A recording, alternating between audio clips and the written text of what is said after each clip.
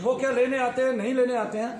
तो धूप दीप का लाभ मैं आपको बताना चाहता था, इसलिए दीपक की क्रिया हमने शुरुआत की।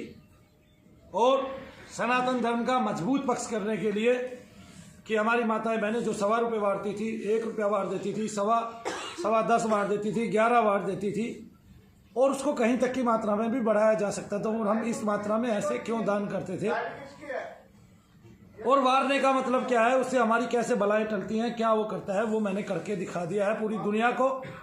और पूरी दुनिया में जागृति फैला दी है कि वैसे तो हमारे बैंक ने चवन्नी बंद कर दी, यानी कि जो हमारी सनातन परंपरा थी, अब 1.25 रुपये कोई माता बहन वार नहीं सकती। वैसे मैं 1.25 रुपये का करिश्मा आप पूरी दुनिया को दिखा सकता हूँ,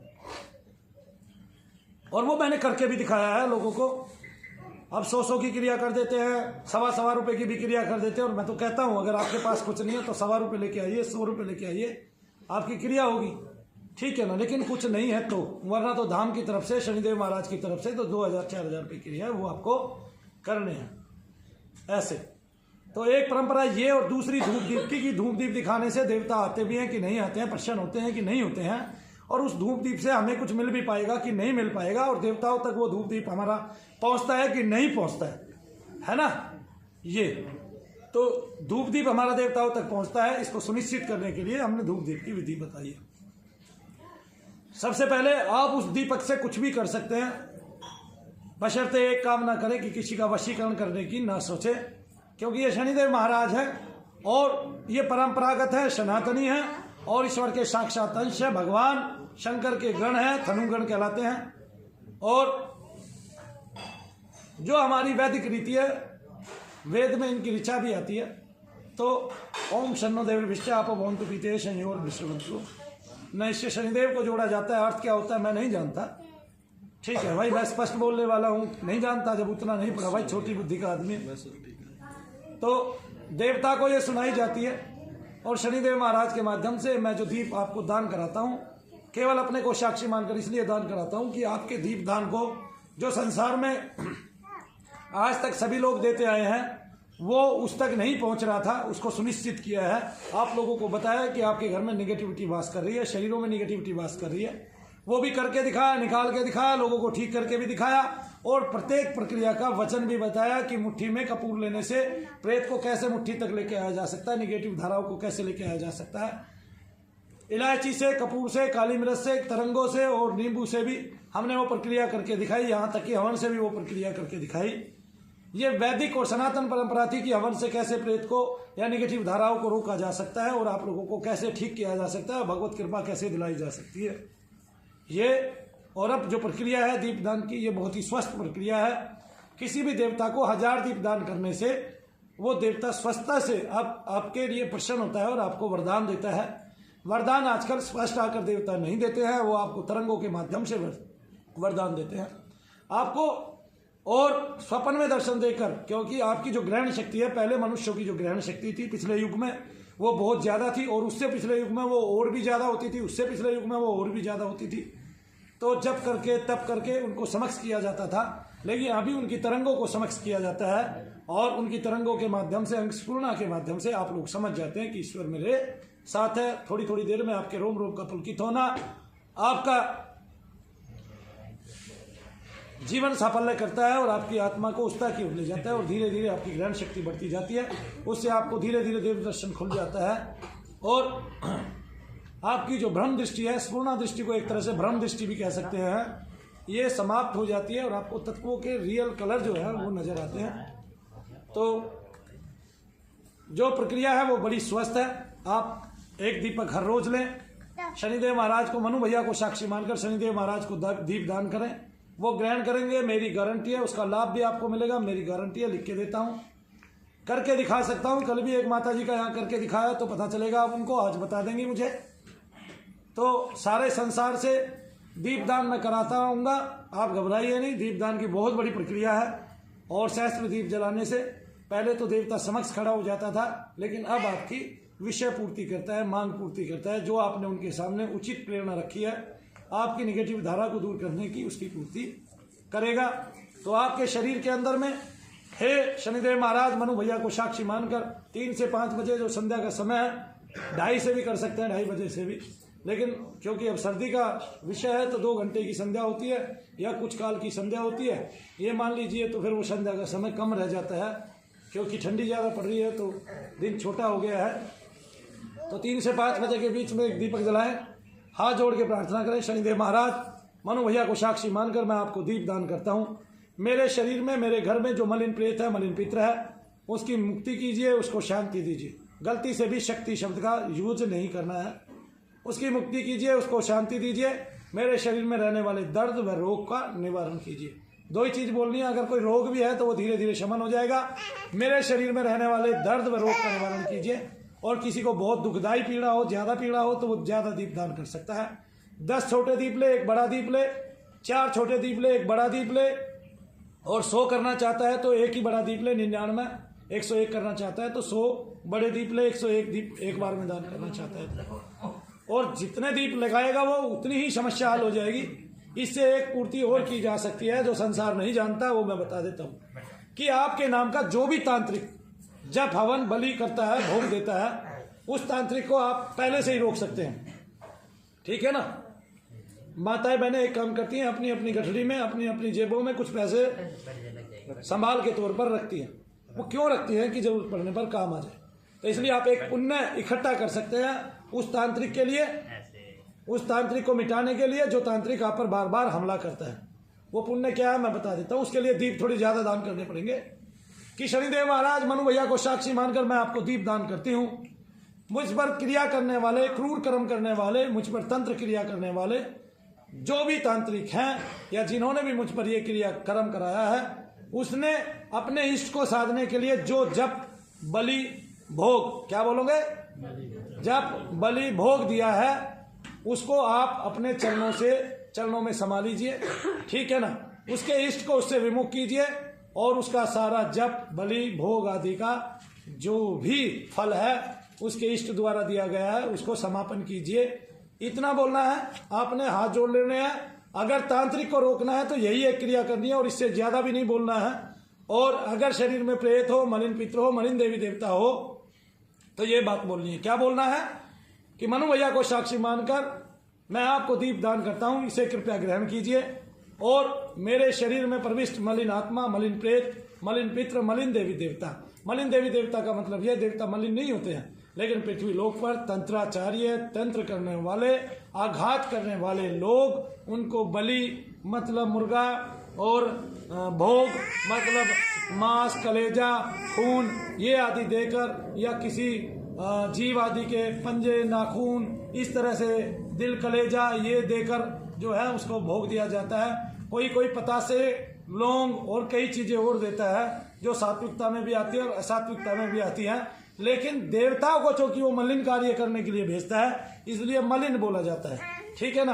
और वो देवता जब आपके पास आता है तो उसका स्वरूप भी काला हो जाता है, तीखा हो जाता है और क्या कहते हैं, धुएं के रूप में परिवर्तित हो जाता है। तो कई बार वो दिखाई नहीं देता है देखने वालों को, कोई भी दृष्टि उनको देख नहीं पाती है ना। और हमारे पितरों की तरंगे भी बहुत सूक्ष्म होती हैं। तो मलिन देवी देवता, मलिन पित्र और मलिन प्रेत, उनकी मुक्ति करें, उनको शांति दें। इतना बोलना, मुक्ति करें और शांति दें, हमारे रोगों का शमन करें, हमारे दर्दों का निवारण करें। आधे घंटे बाद उसी स्थल पर जाना है। ये आपकी पूजा का स्थल भी हो सकता है, एक बंद कमरा भी हो सकता है, आपकी खुली छत भी हो सकती है, बशर्ते आपके पड़ोसी ये ना समझे कि ये कोई गलत कार्य कर रहे हैं। ठीक है ना। तो उससे भी बचो, क्योंकि आजकल पड़ोसी जो है ना फैला देते हैं 1 सेकंड में, अरे आपने दीप जलाया भगवान के लिए, उसको थोड़ी ना पता है, वो सोचेगा अरे तो कुछ क्रिया करते फिरते हैं, है ना। तो अपने घर में अपनी ज्योत के सामने, अपनी पूजा स्थल के सामने इस तरह थाली में रखकर दीप जलाएं और भगवान को भेंट करें, उनको दीप का दान करें। आपको उसका पुण्य जरूर मिलेगा, हर हाल में मिलेगा। मनु भैया को साक्षी माने। मनु भैया का ये वादा है, पूरे संसार में जो भी इस क्रिया को करेगा वो मनु भैया के पास आए ना आए उसके कष्ट खत्म हो जाएंगे मुफ्त में ही। वो जितने दीप दान करता जाएगा अपने कष्ट के अनुकूल, उतनी क्षमता से उसके रोग ठीक हो जाएंगे। और वो हमारी वीडियो के नीचे हमेशा कमेंट करता रहेगा कि मैं आपके धाम में भी नहीं आया, मैंने आपकी बताई हुई क्रिया की और हमें अचूक लाभ मिले जो परंपरा से हटके थे। तो इस तरह से माँ द्वारा जब मैं पैदा हुआ, एक बलि, एक भोग दिया गया, केवल किसके रूप में, कुछ छोटे से धन के आकार के रूप में वो 1.25 रुपया था, वो 11 रुपये थे, वो 21 रुपये थे, वो 51 रुपये थे। वो मनु भैया ने फिर से स्टार्ट किया। ये सनातन परंपरा नहीं तो और क्या है, मुझे ये बताइए। मेरे लिए सब धर्म बराबर हैं, लेकिन हिंदू धर्म की जो रीति है वो शुरुआत से ही बहुत ही प्राचीनतम है और बहुत ही गूढ़ है और वैज्ञानिक परंपराओं पे बिल्कुल खरी उतरती है। चाहे वो खाना खाते वक्त जल की एक लाइन थाली के चारों तरफ घुमाने की क्यों ना हो, चाहे जमीन पर बैठकर खाना खाने की क्यों ना हो, चाहे पत्तल पर बैठकर खाना खाने की क्यों ना हो, चाहे खाना खाने के बाद पानी ना पीने की क्यों ना हो, और चाहे वो कोई भी परंपरा हो। तो दीपदान की परंपरा से मैंने फिर से आपको अवगत कराया। दीपदान से कैसे लाभ लेने हैं मैं फिर से आपको बता रहा हूं। ये बात मैंने आपको बता दी है और पूरे समाज को इससे अवगत करा दिया है। अब आपका कार्य है करना, कर कर उठना और उठकर बहुत आगे जाना, बहुत ऊपर जाना। इससे ही, क्योंकि हमारी जो वैदिक रीति है, हमारी जो वैदिक परंपराएं है, वे बहुत उच्च लेवल की हैं और इससे कैसे लाभ लेना है वो मैंने बता दिया। लाभ ना मिले तो मनु भैया बैठे कि हमने परंपरा से आपका कार्य किया, लाभ नहीं मिला। लाभ कब नहीं मिलेगा ये मैं बता देता हूँ। लाभ तब नहीं मिलेगा जब शैतान बहुत विकराल रूप धारण किए खड़ा हो और आपकी जेब में दीपदान करने के लिए भी पैसा ना हो, ठीक है ना।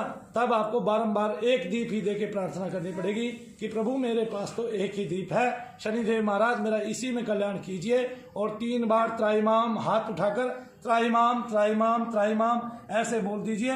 फिर आपको त्राहिमाम शब्द का भी अर्थ पता चल जाएगा। मेरा देवता बेशक छोटा है क्योंकि मनु भैया छोटे हैं, लेकिन वो कहीं भी बैठकर, चाहे पीपल के नीचे चाहे कीकर के नीचे, आप लोगों का इस जगत में कलयुग के अंदर कल्याण करते हैं। एको देवा कलो शनि, कलयुग के एक ही देवता है और उसका नाम है शनिदेव महाराज। इस तरह से शनिदेव से जुड़िए, वो आपके घर में कोई तकलीफ नहीं छोड़ेगा, दुख नहीं छोड़ेगा।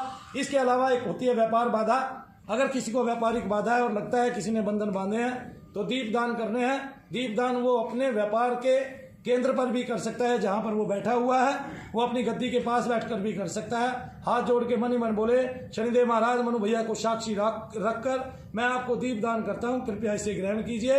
हे नाथ, मेरे व्यापार पर अगर कोई बाधा लगी हुई है, बंधन लगा हुआ है तो उसको हटाइए, और मेरे व्यापार में बंदिश है तो उसको हटाइए और मेरे व्यापार की वृद्धि कीजिए। इतना ही बोलना है। उस दीप के पास आधे घंटे बाद जाना है जो आपने उसके लिए लगाया था, भूत प्रेत आदि के लिए लगाया था, जो आपने व्यापार बंदिश के लिए लगाया था या जो आपने तांत्रिक के लिए लगाया था। आधे घंटे बाद उसमें से तेल और घी ले लेना है जो आपने जलाया है। ये तिल का तेल भी हो सकता है, ये सरसों का तेल भी हो सकता है, ये घी भी हो सकता है। उसको चाटना है, लगाना है शरीर पे। आप देखेंगे आपके दर्द कम होते जा रहे हैं। और मनु भैया ने यहाँ जो क्रिया की है उससे प्रेत एकदम से निकल गए और उस दीपक से असर जो है साथ के साथ मिटता जा रहा है। महसूस होगा बाकायदा आपको उसका फल, क्योंकि अभी पिछले कुछ दिन में इसका जो लाभ है, अचूक प्रमाण है, वो देखने में आया है। और बहुत सारे लोग ऐसे होंगे इस जमीन पर जिनको ये क्रिया, दीपक की क्रिया मनु भैया को साक्षी रखकर जब आप करेंगे तो बहुत ज्यादा अचूक लाभ होंगे। इस धाम ने इतने प्रेतों की मुक्ति कराई है कि वो सूक्ष्म रूप में इसी धाम से लोगों की मदद करने के लिए हमेशा तत्पर रहते हैं। उनके कण हमेशा वहां विराजित हो जाएंगे और भगवान आपका भोग लेने जरूर आएंगे और उसको स्वीकार करेंगे शनिदेव महाराज, और आपको उसके अचूक लाभ, अचूक फल जरूर देंगे। फिर भी बार बार मैंने ये क्रिया बताई है, किसी को ठीक से समझ ना आए वो पूछ ले, इस वीडियो को बार बार देखे। इस वीडियो का नाम मैं दीपदान करने की विधि ये रखता हूं, और दीपदान करने की विधि के नाम से आप वीडियो देखते जाएं, इससे आपको स्वस्थ कर लाभ होंगे। इसके अलावा हमारी जो सनातनी परंपराएं हैं मैं उनके भेद खोलता रहूंगा, आप लोगों तक उनके लाभ पहुंचाता रहूंगा और आप लोगों की अपनी ऊर्जा से मदद करूंगा, साथ ही दैविक ऊर्जा से भी मदद कराऊंगा। तो शाम को मिलते हैं, शाम को सब एक साथ ध्यान करेंगे निर्मला माता जी का कुछ देर के लिए, 15 मिनट के लिए, और उसके बाद मैं आप लोगों को पहले ही जप बताऊंगा क्या जप करना है 15 मिनट के बाद, और 15 मिनट तक सहचर्य पाना है निर्मला माता का। 15 मिनट के बाद हम लोग एक जप करेंगे, अगले 45 मिनट तक 1 घंटे की क्लास होगी, और उस 45 मिनट के जप में हमें अचूक लाभ होंगे ही होंगे।